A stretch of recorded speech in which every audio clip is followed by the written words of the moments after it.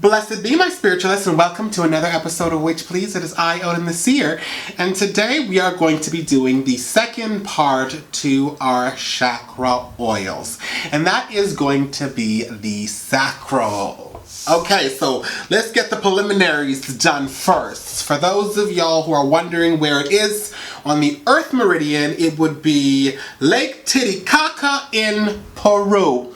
Big up, Peru! You doing? The sacral chakra is a very, very important chakra indeed. It has to do with your emotional self, how you feel about things, if you're traumatized, if you've gone through a lot of, areas of your life that kind of give you a shaky foundation. It is your, as Loki likes to put it, your emotional epicenter. This governs over sexuality. It governs over sexual identification. It governs over emotional stability. It governs over physical stability as well, because all illness starts as an emotion first. Okay? So you really want to focus on using this chakra when it comes to getting yourself in order. When it comes to changing old patterns, old conditioning, areas of your life that allow you to hold a certain kind of resonance or vibration that's really not working for you anymore. I've always said that chakras are one of the easiest and one of the fastest ways for a person to be able to start making serious transformations within their own life.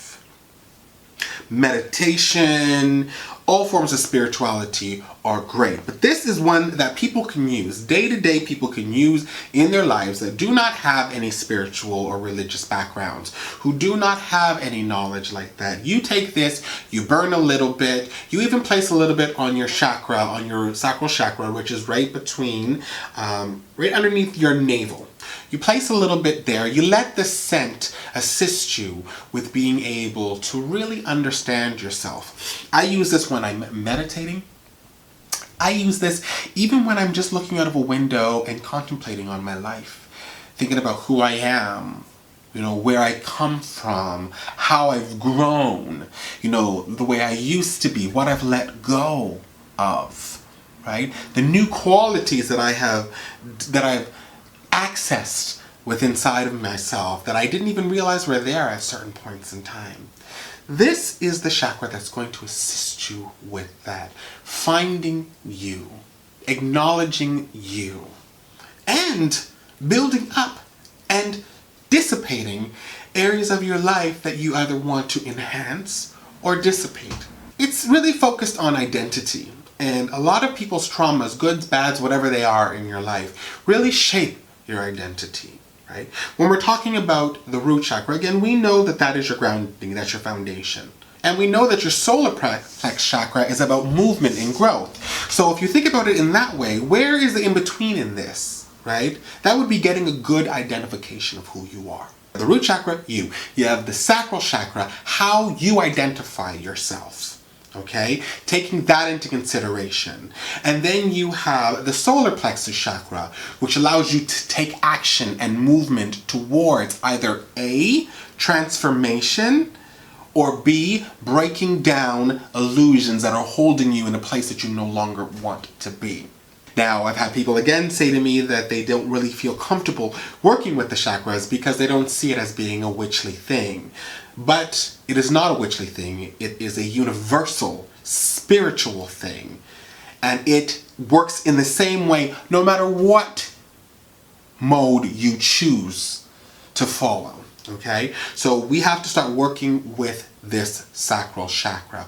We have to start understanding who we truly are outside of what is conditioned into us by other people and by society. Frankly, I think that this probably, in my years of doing this, I found this to be one of the chakras that most people are very, very, very much uncomfortable with, one, and do not know very well. And the thing about this is, considering it helps form your reality, any chakra that's above that how is it going to be on a solid foundation to be able to focus and to be able to emit and receive? You're going to take actions that aren't going to be the best for you, or even go against what you truly want to do, right, from the solar plexus, right? You're going to have a problem with love. You're going to have a problem with giving and receiving love, or love for your fellow man, or universal unconditional love.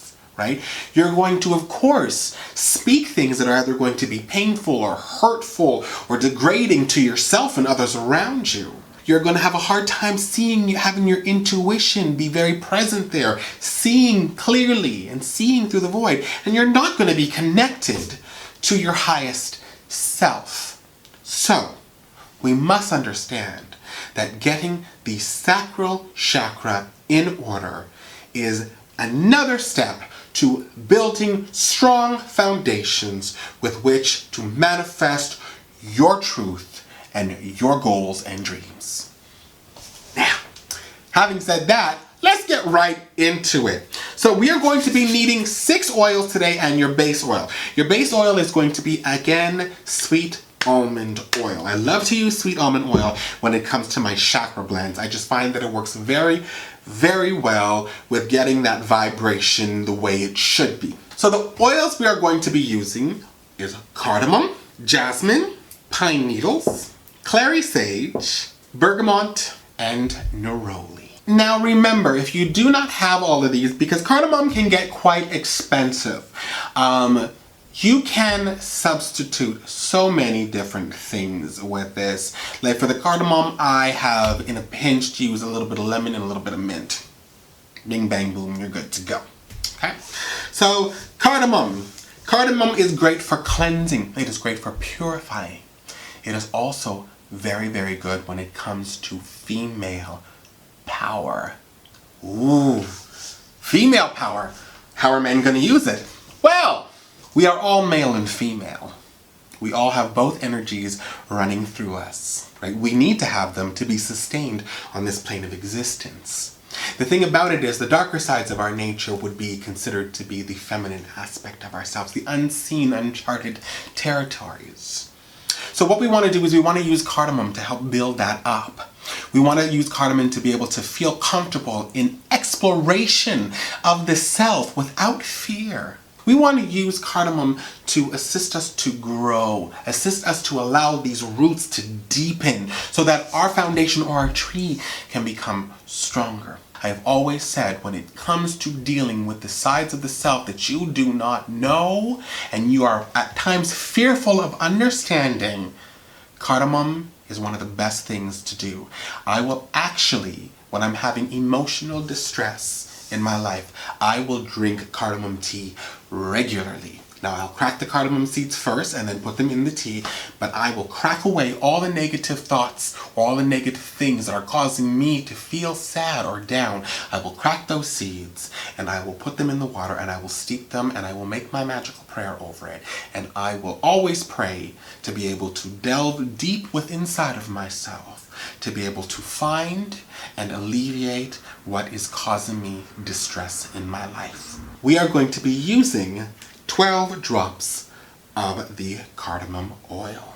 The next one we're going to be using is jasmine. Jasmine is wonderful when it comes to treating yourself kindly. Have you ever seen jasmine? Jasmine is a very beautiful, but it is also a very fragile type of plant.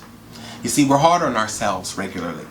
And what we don't understand is because we can't understand or we're fearful of something, we beat ourselves down. We call ourselves everything but the child of God. Okay? And we do this because we feel a certain level of anger or guilt, whatever it is, because we aren't where we feel we should be. Well, darling, let me tell you something. Breaking yourself down is never going to allow you to be able to build yourself up, boo. Because the world's going to break you down. You need to be kinder to yourself. Now, this does not mean victimize yourself. It means be kinder to yourself. Understand that we all have lessons to learn, and these lessons don't always come in beautiful little pretty packages. Sometimes they are painful lessons, but they are lessons nonetheless. and they help with evolution and growth, because every experience that you have, you can make a decision on what you're going to do with it. Are you going to allow it to build you up, or are you going to allow it to break you down? Are you going to take the lesson and leave the trauma? That is entirely up to you, boo. But I find that when you have a tendency to be a little bit kinder to yourself, show the same compassion to yourself that you would somebody else that you love. You can do that, you will find that you will grow, and that sacral chakra will open up and support you in its fullest capacity. And we are going to be adding in 5 drops of this. Pine is great for strength, okay? So we have brought in the compassion for ourselves, right? Now we're bringing in the strength, okay? The willpower to be able to keep on keeping on. A lot of people say I failed, but the fact of the matter is you never fail, boo. You just lose your willingness to work at something. Okay? Because when you choose to stand in your own personal power and you give yourself the allowance to make mistakes, to gain new insight and new discoveries, when you start doing that within your life, darling, you will find that it becomes easier and easier. But when you lose the willingness to work at it is when you say, you know what, I'm going to be too hard on myself. I'm going to be too rigid. Right? This I bring in. I bring the pine in to allow us to have strength within the compassion for ourselves. To allow us to be able to give ourselves the love and the peace. To be able to understand that everything, again, is a learning process. So we add the pine to assist with willpower, with personal strength, so that we can continue on with our self-exploration. And we are going to be putting in 5 drops of this. Clary sage is one of the foremost cleansing and purifying herbs and oils. We use clary sage to be able to keep the space clean, not allow stuff to stagnate and collect inside our sacral chakra, within that vibration, okay? We want to be able to keep that energy flowing and moving, cleaning itself as we explore, allowing for us to release and let go of what is unwanted and unnecessary. We want to know and to hold on to the deepest divine self, the Yod within. We want to know, we want to get to know that self. Okay? And we don't want to hold baggage, and we don't want to hold illusions. So I add in the clary sage to keep that energy moving, to help it flow away from us. All the negativity, all the blocks, to facilitate a deep cleanse and allowing us to build a stronger foundation.